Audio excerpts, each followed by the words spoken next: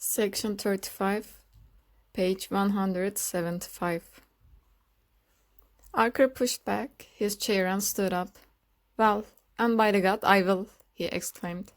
He stood with his hands in his pockets, staring down wrathfully at the little Frenchman, whose face, though he had risen, was still an inch or two below the line of the Archer's eyes. Emery paled to his normal hue, paler than that his complexion could hardly turn. "Why the devil?" Archer explosively continued. "Should you have thought, since I suppose you are appealing to me on the ground of my relationship to Madame Olenska, that I should take a view contrary to the rest of her family?" The change of expression in Emery's face was for a time his only answer. He looked past from timidity to absolute distress. For a young man of his usually resourceful mien, it would have been difficult to appear more disarmed and defenseless. "Oh, monsieur, I can imagine," Archer continued, "why you should have come to me when there are others so much nearer to the Countess. Still less why you thought I should be more accessible to the arguments I suppose you were sent over with." Emery took this onslaught with a disconcerting humility. "The arguments I want to present to you, monsieur, are my own and not those I was sent over with. Then I see still less reason for listening to them." Emery again looked into his head, as if considering whether these last words were not a sufficiently broad hint to put it on and be gone. Then he spoke with sudden decision. "Monsieur, will you tell me one thing? Is it my right to be here that you question? Or do you perhaps believe that the whole matter to be already closed?" His quiet insistence made Archer feel the clumsiness of his own bluster. Emery had succeeded in imposing himself. Archer, reddening slightly, dropped into his chair again, and signed to the young man to be seated. "I beg your pardon. Why isn't the matter closed?" Emery gazed back at him with anguish. "You do, then, agree with the rest of the family that, in face of the new proposals I have brought, it is hardly possible for Madame Olenska not to return to her husband?" "Good God!" Archer exclaimed, and his visitor gave out a low murmur of confirmation. "Before seeing her, I saw at Kontoleski's request Mr. Lovell Mingot, with whom I had several talks before going to Boston. I understand that he represents his mother's view, and that Mrs. Manson Mingot's influence is great throughout her family." Archer sat silent, with the sense of clinging to the edge of a sliding precipice. The discovery that he had been excluded from a share in these negotiations, and even from the knowledge that they were on foot, caused him a surprise hardly taught by the acquitter wonder of what he was learning. He saw in a flash that if the family had ceased to consult him, it was because some deep tribal instinct warned them that he was no longer on their side. And he recalled, with a start of comprehension, a remark of May's during their drive home from Mrs. Manson Mingot's on the day of the Archery meeting. Perhaps, after all, Ellen will be happier with her husband. Even on the tumult of new discoveries, Archer remembered his indignant exclamation, and the fact that since then his wife and never named Madame Olenska to him. Her careless illusion had no doubt been the straw held up to see which way the wind blew. The result had been reported to the family, and thereafter Archer had been tacitly omitted from their councils. He admired the tribal discipline which made May bow to this decision. She wouldn't have done so, he knew, had her conscience protested, but she probably shared the family view that Madame Olenska would be better off as an unhappy wife than as a separate one. On that there was no use in discussing the case with Newland, who had an awkward way of suddenly not seeming to take the most fundamental things for granted. Archer looked up and met his visitor's anxious gaze. Don't you know, monsieur, is it possible you don't know, that the family began to doubt if they have the right to advise the Countess to refuse her husband's last proposals? The proposals you brought? The proposals I brought. It was on Archer's lips to exclaim that whatever he knew or did not know was a concern of Reveries, but something in the humble and yet courageous tenacity of Reveries' gaze made him reject this conclusion, and he met the young man's question with another. What is your object in speaking to me of this? He had not waited a moment for the answer. To beg you, monsieur, to beg you with all the force I am capable of, not to let her go back. Oh, don't let her, Reverie exclaimed. Archer looked at him with an increasing astonishment. There was no mistaking the sincerity of his distress or the strength of his determination. He had evidently resolved to let everything go by the board, but the supreme need of thus putting himself on the record. Archer considered. May I ask, he said at length, if this is the line you took with the Countess Olenska? Reverie reddened, but his eyes did not falter. No, monsieur, I accepted my mission in good faith. I really believed, for reasons I need not trouble you with, that it would be better for Madame Olenska to recover her situation, her fortune, the social consideration that her husband's standing gives her. So I supposed you could hardly have accepted such a mission otherwise. I shouldn't have accepted it. Well then, Archer paused again, and their eyes met in another protracted scrutiny. Monsieur, after I had seen her, after I had listened to her, I knew she was better off here. You knew, monsieur, I discharged my mission faithfully. I put the Count's arguments, I stated his offers, without adding any comment of my own. The Countess was good enough to listen patiently. She carried her goodness so far as to see me twice. She considered impartially all I had come to say, and it was in the course of these two talks that I changed my mind, that I came to see things differently. May I ask what led to this change? Simply seeing the change in her, Reverie replied. The change in her? Then you knew her before? The young man's color again rose. I used to see her in her husband's house. I have known Count Olenski for many years. You can imagine that he wouldn't have sent a stranger on such a mission. Archer's gaze, wandering away to the blank walls of the office, rested on a hanging calendar surmounted by the rugged features of the President of the United States.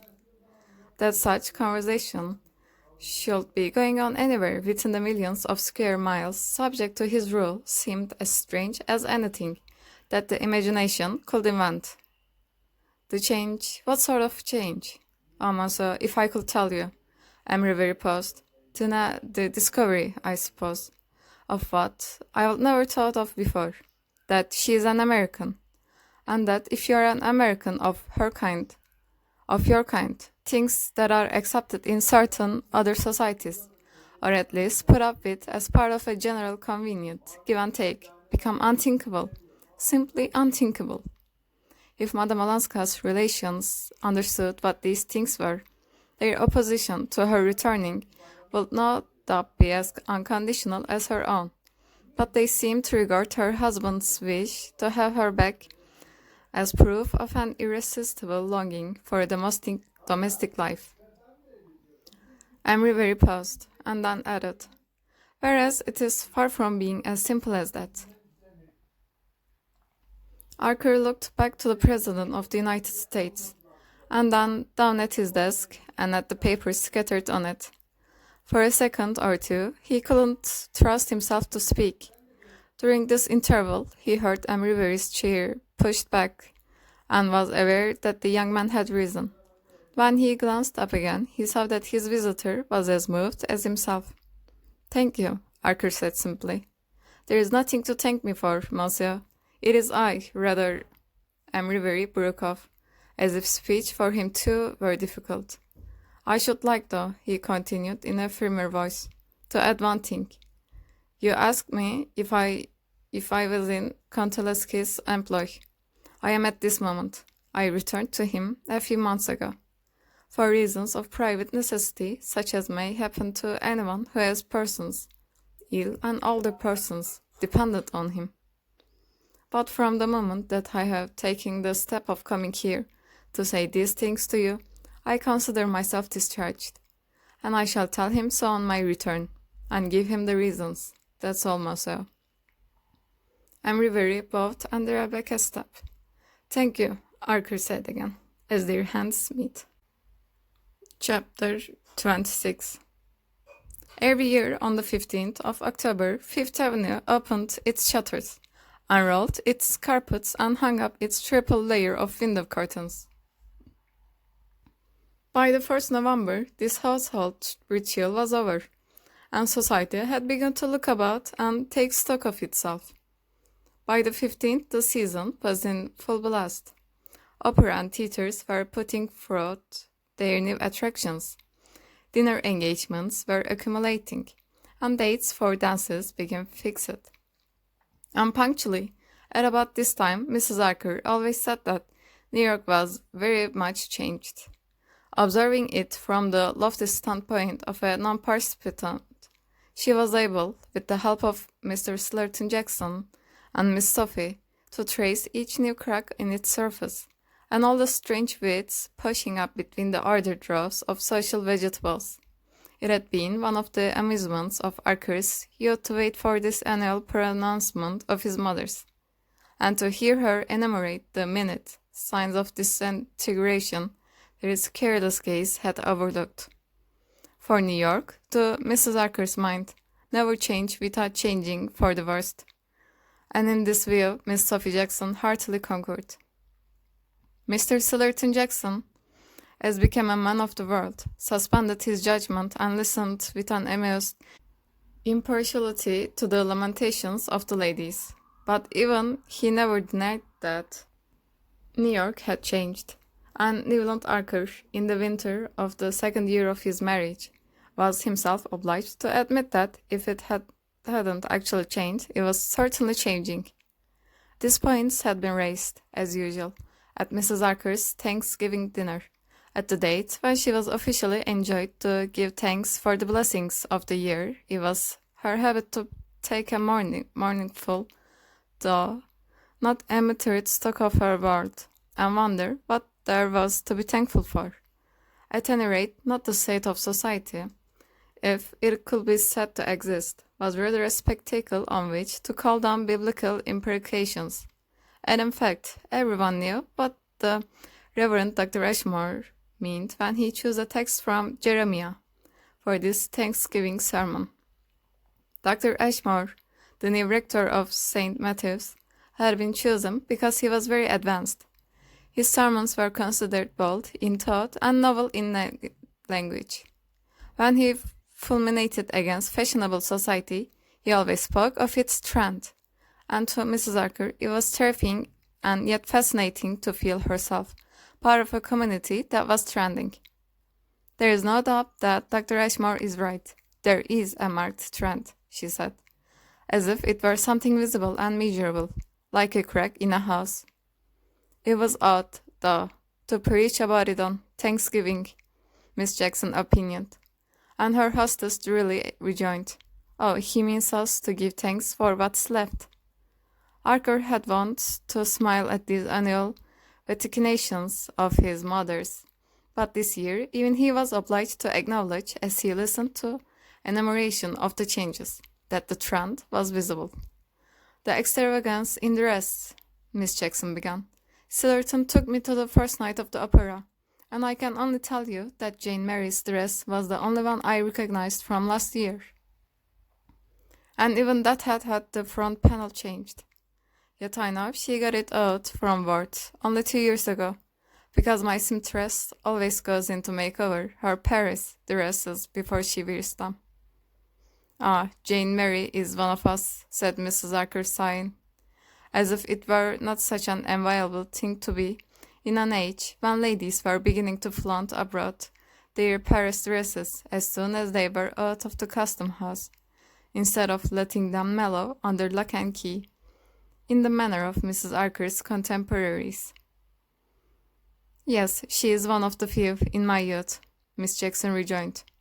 "It was considered vulgar to dress in the newest fashion, and Amy Sillerton has always told me that in Boston the rule was to put away one's Paris dresses for 2 years. Old Mrs. Baxter Penello, who did everything handsomely, used to import 12 a year, 2 velvet, 2 satin, 2 silk, and the other 6 of poplin and the finest cashmere. It was a standing order, and as she was ill for 2 years before she died, they found 48 worth dresses that had never been taken out of tissue paper, and when the girls left off their mourning, they were able to wear the first lot at the symphony concerts without looking in advance of fashion. Ah well, Boston is more conservative than New York, but I always think it's a safe rule for a lady to lay aside her French dresses for 1 season." Mrs. Archer conceded. "It was Beaufort who started the new fashion by making his wife clap her new clothes on her back as soon as they arrived. I must say, at times it takes all Regina's distinction not to look like... Miss Jackson glanced around the table, caught Janie's bulging gaze, and took refuge in an unintelligible murmur. "Like her rivals," said Mr. Sillerton Jackson, with the air of producing an epigram. "Oh," the ladies murmured.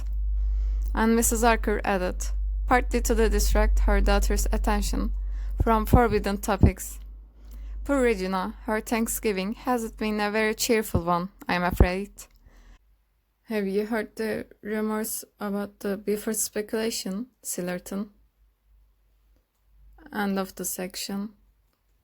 Page 181.